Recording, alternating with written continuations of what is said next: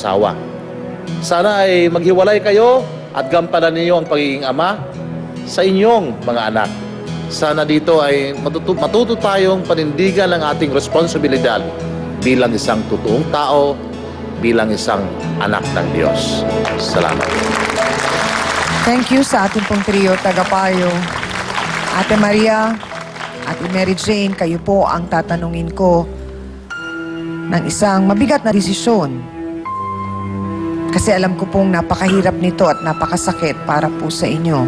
Paano po ba natin ito maayos o masusolusyonan sa palagay po ninyo? Ikaw ang mauna, Mary Jane. Gusto ko po siya yung magpaliwanag sa mga anak ko. Bakit po niya nagawa yung ganun? Oh. Hindi ko po kasi kayang ipaliwanag ng ako lang po eh. Yun lang po. Siya po ang magpaliwanag. Kayo po, Aling Maria. Sa akin naman po, okay naman. Basta yung ayusin na lang yung buhay niya. Kasi para po sa mga bata eh. Binata na po yung mga anak niya. Tatanda rin niya sa mga bata rin mag-aalaga sa kanya. At kami naman po dito sa face-to-face, maaasahan po ninyo na bibigyan po namin ng suporta ang mga bata pagdating po dyan. Sisiguraduhin po namin ang mga bata, ang 4 mong anak at ang 2 po ninyong anak ay madala kay Dr. Camille at sila po ay dadaan sa isang counseling at kakausapin po ang mga bata. At si Doktora po ang makakapagsabi sa inyo kung kailangan ng kausapin ni Carlo ang kanyang mga anak at kung paano niya dapat kausapin ang kanyang mga anak. At ganun din si Kuya Amado sa kanyang 2 binata. So, kayo po bang dalawa, kaya ninyong magpaliwanag sa inyong mga anak? Opo, kaya ko po. Ikaw, Kuya Amado, Kaya ko po. kakayanin mo. So, yung sa inyong 2, paano po yun? Wala na po. Titigil lang ako po. Carlo, ibibigay ko ang pagkakataon na ito na makausap mo si Mary Jane. Kung sa palagay mong meron kang kailangang sabihin, meron kang dapat ihingi ng tawad, hindi ko alam. Nasa sayo na yan. Mary Jane, patawarin mo ako sa mga nagawa ko kasalanan. Hindi na maulit. Magbabago na ako.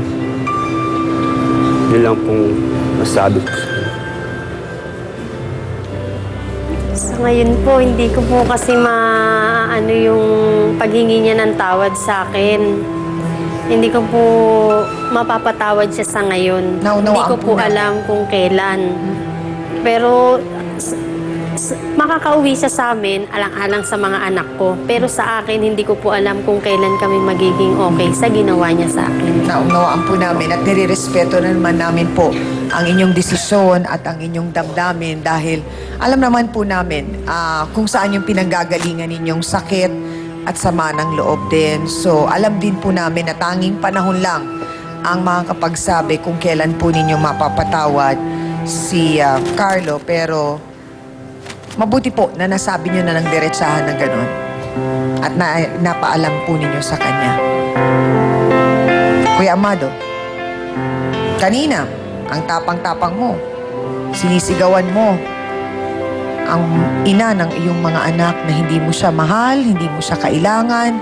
Si Carlo ang mahal mo, pero eto pa rin siya.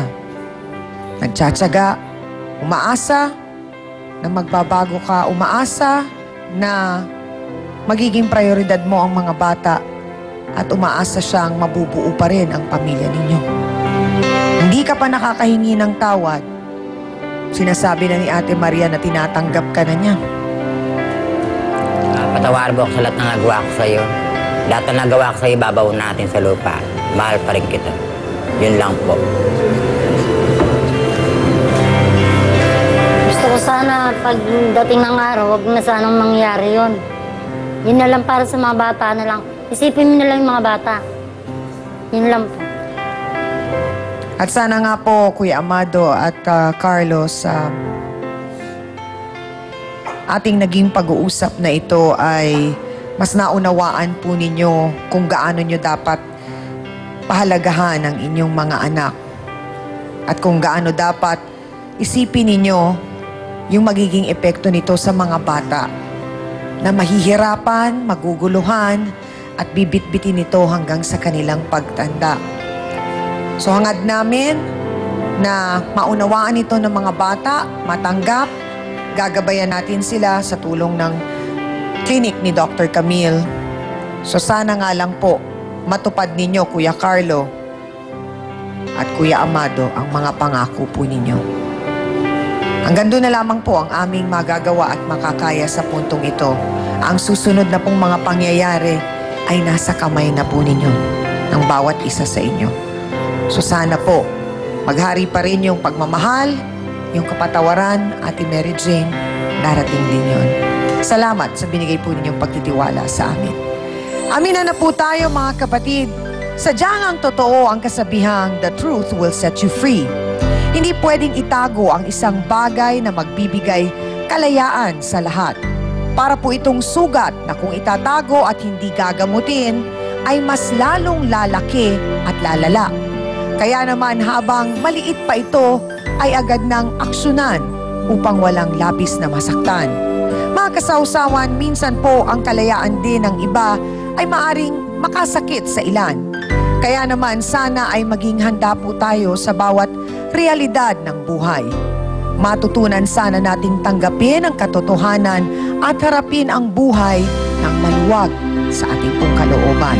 At para po sa ating face-to-face, heart-to-heart thought for the day, mabuti na ang malaman ang masakit na katotohanan kaysa ang mabuhay sa isang kasinungalingan.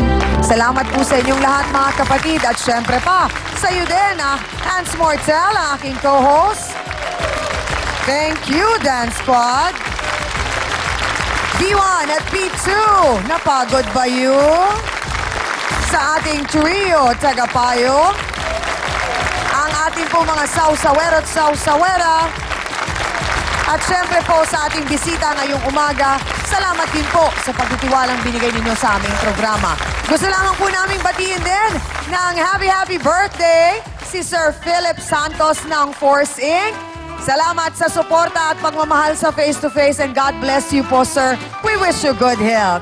Muli ako po ang inyong pambansang kapitana, ang inyong Chang Ami na lagi nagpapaalala ang problema. Pwede mong tawanan, pero hindi mo yan dapat talikuran. Kaya kung may problema ka, harapin mo, pag-usapan natin yan. Para po sa inyo to, mga kapatid. Ay, ang sarap magkabit! Si Manong Chuper, jackpot! Nainggit ka dahil malaki ang perang Ay, hindi talaga kinukuha. kaya ang ano, diyang amin. Kaya ang proud kabete, kahit best friend niya ang legal na asawa. Pinatira ko po yan ang iwan niya ng asawa niya. Nakalimutan mo na ba ang lahat-lahat ng yon? Magkakawatak-watak na ba ang pamilya? Lahat ng sinusweldo binibigay sa'yo. Diba galing kasi ano, diyang amin bumili nga ako kisa sa kayo. Mahal niyo na si Ella. Parang gano'n na po, ma'am. Kung pati anak, nagdurusa na. Bakit kailangan mong pumasok sa trabaho? Kasi po tutulungan ko po yung mga kapatid ko para makapag-aral. Maganda kaya yung makasira ka ng pamilya. Face to face, ngayong